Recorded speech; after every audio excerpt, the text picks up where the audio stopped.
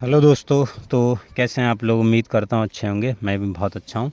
तो हम लोग क्लास 11th यानी कक्षा 11 का गणित पढ़ रहे हैं, जिसमें हम लोग पढ़ रहे हैं परमुटेशन एंड कॉम्बिनेशन यानी क्रमचय और संचय। क्रमचय और संचय के ऑलरेडी मैंने बहुत सारे लेक्चर्स अपलोड कर दिए हैं अपने इस चैनल पे। तो यदि आप लोगों ने नहीं देखे तो आप उसे पहले ज़रूर देख लीजिए, क्योंकि उसमें मैंने आपको बिल्कुल डिटेल से, बेसिक से बिल्कुल डिटेल से आपको बताया कि किस प्रकार से आपको क्वेश्चन अटेंड करने हैं, किस प्रकार से नहीं। तो यदि आप लोगों ने देखे होंगे तो आप अगले कंटिन्यू करिए, वरना हो सकता है आपको अगले जो मैं सवाल बताऊं अभी आपको हो सकता है प्रॉब्लम हो सॉल्व करने में। तो आपसे रिक्वेस्ट है, आपके लिए ये मैं कर रहा हूँ कि आप शुरू से देखिए। शुरू से देखेंगे तो आपको ज़्यादा अच्छे से क्लियर होगा, राइट। वरना आपकी मर्जी है। तो देखिए, मैंने आपको पिछली क्लास में बताया था कि हम लोग अनुपात वाले सवाल करेंगे। जैसे ये दिया है, आपको दिख रहा होगा 6PR अनुपात 6P5 बराबर 1:2। अगर ये दिया है तो आर का मान बताओ क्या होगा। ठीक है, तो इस टाइप का सवाल हम करते हैं। तो देखो, इसमें NPR का फार्मूला लगाओ।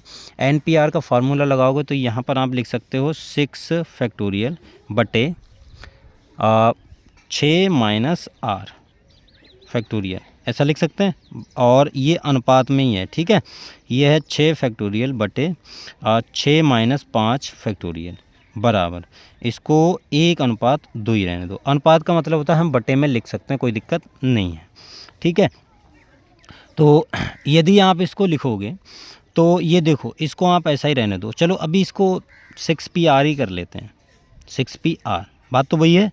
और इसको आप अगर सॉल्व करेंगे तो ये कितना लिखा हुआ देखो, 6 फैक्टोरियल बटे 1 फैक्टोरियल। और 1 फैक्टोरियल का मान कितना होता है 1, तो ये लिखा हुआ 1:2।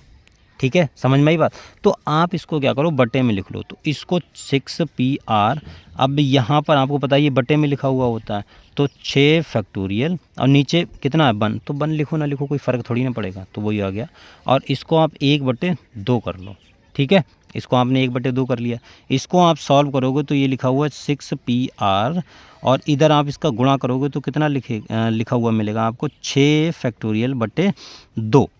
ठीक है, ओपन मत करो अभी, आप थोड़ा सा सब्र रखो, आपको क्वेश्चन एकदम ऐसे ही सॉल्व हो जाएगा, थोड़ा सा आप सब्र रखिए। तो ये लिखा हुआ है आपके पास में 6PR, इसको आप लिख सकते हो 6 फैक्टोरियल बटे 6 - 4 फैक्टोरियल, कि नहीं लिख सकते हो, बताओ क्यों? क्योंकि 6 - 4 करेंगे तो 2 ही आ जाएगा। 2 फैक्टोरियल, 2 फैक्टोरियल का मान कितना होता है 2, सिंपल। तो लेकिन इसमें से मुझे एक बात बन गई है। क्या बात बनी है? मेरी बात ये बनी है कि इसको मैं 6P4 लिख सकता हूँ कि नहीं, बताओ भाई। इसको 6P4 लिख सकता हूँ, 6 फैक्टोरियल बटे 6 - R यानी 6 - 4 फैक्टोरियल। तो अब ये आपके पास में 6PR बराबर 6P4 हो गया। तो देखो, एक बात अगर मैंने आपको नहीं बताई तो आप समझ लीजिए, वरना मैंने बताई होगी, कि अगर आपके पास में NPR होता है और NPR-1 होता है, तो ये वाली चीज़ें आपके साथ में बराबर होती हैं। मतलब यहाँ पर 1 नहीं, यहाँ पर मान लो 3 कोई नंबर है, अगर इस टाइप का लिखा हुआ है कि ये दोनों ये आपस में बराबर हैं, तो ये वाली आपस में चीज़ें बराबर होती हैं। तो यहाँ से R बराबर 3 डायरेक्ट निकल के आ जाएगा। अगर आपको ये नहीं पता तो आप यहाँ पर समझ लीजिए। अगर आपको इस टाइप का लिखा हुआ है तो आप यहाँ से तुलना कर सकते हैं, ठीक है। तो सेम टू सेम मैं यहाँ पर तुलना कर रहा हूँ, 6PR है, 6P4 है, तो R बराबर डायरेक्ट 4 हो गया आपके पास में। बस ये आपका सॉल्यूशन हो गया। क्लियर? आई होप समझ में आया होगा। ठीक है, चलिए ये क्वेश्चन और करते हैं। और ये क्वेश्चन बहुत अच्छा है, और इस क्वेश्चन को करने के बाद में आपको ज़रूर कॉन्फिडेंस मिलेगा कि किस प्रकार के हमको क्वेश्चन करने हैं, किस प्रकार के नहीं, मतलब हम किस प्रकार के कर सकते हैं। ठीक है, इस टाइप का ये लास्ट क्वेश्चन होगा, उसके बाद में हम थ्योरी क्वेश्चंस करेंगे, ठीक है, जिससे आपका कॉन्फिडेंस बढ़ जाए और आप एक्सरसाइज खुद से सॉल्व कर पाएँ। चलिए, तो देखो ये क्वेश्चन है, ये बहुत अच्छा क्वेश्चन है, मतलब बहुत ही अच्छा क्वेश्चन है। इसमें कैलकुलेशन आपको भरपूर करने को मिलेगी, ठीक है। तो आप इसको ध्यान से समझते जाइएगा। आपके पास में ये लिखा है, आप इसको क्या करो, ओपन कर लो। पहले तो आप बटे में लिख लो, जैसे अनुपात है तो बटे में लिखा हुआ है, तो इसको मैं लिख सकता हूँ NP13 बटे N+1 और P12, ऐसे लिख सकता हूँ, बराबर 3/4। इसको ऐसे लिख सकता हूँ कि नहीं? बिल्कुल लिख सकता हूँ। इसको आप ओपन कर दो, आप ओपन करोगे तो ये लिखा हुआ है ऊपर तुम्हारे पास में n फैक्टोरियल बटे n-13 और पूरे के बटे में ये वाली चीज़, इसको ओपन करो तो n+1 फैक्टोरियल और बटे में n+1 - 12 फैक्टोरियल और बराबर कितना लिखा हुआ है, बराबर लिखा हुआ 3/4। ये समझ में आया आपको? आई होप समझ में आया होगा। देखो n फैक्टोरियल इसको पहली गुणा चौथी कर लो, ये वाली चीज़ ऊपर पहुंच जाएगी। तो ये क्या लिखा हुआ है n-11, क्योंकि ये कम हो जाएगा, ये प्लस का ये माइनस का, तो ये कम हो गया तो ऊपर ये पहुंच गया बटे n-13 और n+1।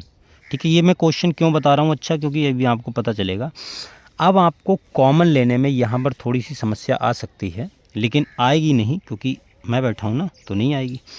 जैसे यहाँ पर n है, यहाँ पर n+1 है, तो यहाँ पर देखो n के साथ में प्लस कुछ जुड़ा हुआ है, तो आप कॉमन कहाँ पर लोगे भाई?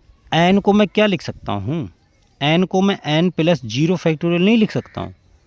0 में n जोड़ दोगे बात तो वही आएगी। तो यहाँ पर भी प्लस है, यहाँ पर भी प्लस है। अब प्लस में कुछ कॉमन है, जब भी प्लस बीच में होता है तो मैंने आपको क्या बताया था कि एक हमारे पास में वो नंबर है जिसकी वैल्यू हमें पता नहीं है, उसके साथ में अगर प्लस में कुछ चीज़ है तो हमें वहाँ पर कॉमन लेनी है जहाँ पर प्लस में ज़्यादा है। तो 0 से 1 ज़्यादा है ऑब्वियसली, तो यहाँ पर हमको इस बार कॉमन लेना पड़ेगा। माइनस वाले में यहाँ पर माइनस है, यहाँ पर माइनस है, तो हमें माइनस वाले में वहाँ पर कॉमन लेना है जहाँ पर माइनस वाला कम हो। क्लियर? ये बात आपको मैंने बता रखी है तो आपको पता भी होगी। तो ये n फैक्टोरियल वैसा ही रहने दो और n-11 यहाँ से कॉमन आ जाएगा तो कितना बचेगा n-12। भाई ये कम हो जाएगा, कम होने का मतलब नहीं इसमें से हट जाएगा, कम होने का मतलब है एक माइनस करोगे तो n-11 में से जब एक माइनस करोगे तो n-11 -1 होगा, तो माइनस माइनस क्या हो जाएगा, प्लस जुड़ जाएगा तो -12 हो जाएगा।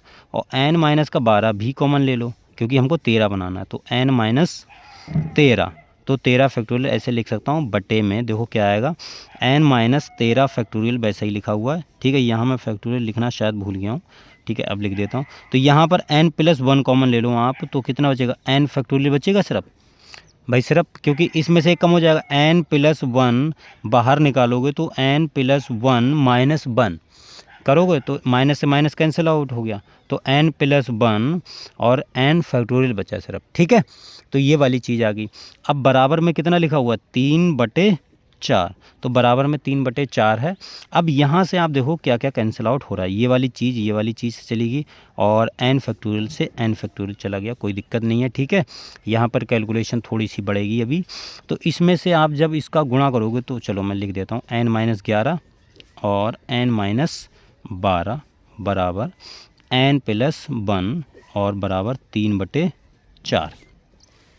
ठीक है, इधर आप इसका गुणा करोगे, पहले इसको गुणा कर लो तो ये हो जाएगा n² माइनस का 12n माइनस का 11n, तो माइनस का कितना हो गया 23n हो गया। ठीक है, मैंने डायरेक्ट जोड़ दिया है, ये आ जाएगा n² माइनस का 12n माइनस का 11n। ठीक है, तो माइनस का 12 माइनस का 13 माइनस का 11 माइनस का 12 कितना हो गया, माइनस का 23, और ये हो जाएगा प्लस का 132। 11 और 12 की गुणा करोगे तो इतना आएगा और नीचे आएगा n+1 और इधर आया 3/4। ठीक है, अब इसका क्रॉस मल्टीप्लाई करो, क्रॉस मल्टीप्लाई करोगे तो कितना आएगा, 4 का इधर गुणा करोगे तो 4n² माइनस का 4 में इसका गुणा करोगे तो 4 तियाँ 12 और 4 दूनी 8 1 9, तो 9 92n हो गया, और प्लस का इसमें आप गुणा करोगे तो 4 दूनी 8 और 4 तियाँ 12 और 4 एकम 4 और 1 5 बराबर, इसका आप इससे गुणा करोगे तो कितना हो जाएगा, 3n+3। ठीक है, तो ये हो गया तुम्हारे पास में 4n², 3 को इधर ले आओ तो ये हो जाएगा माइनस का 95n। ठीक, क्यों माइनस का, क्योंकि माइनस का 92 ये भी आएगा तो माइनस का हो जाएगा तो जुड़ जाएगा, तो माइनस का 95n और इसमें से ये घट जाएगा तो प्लस का 525 आ गया बराबर 0।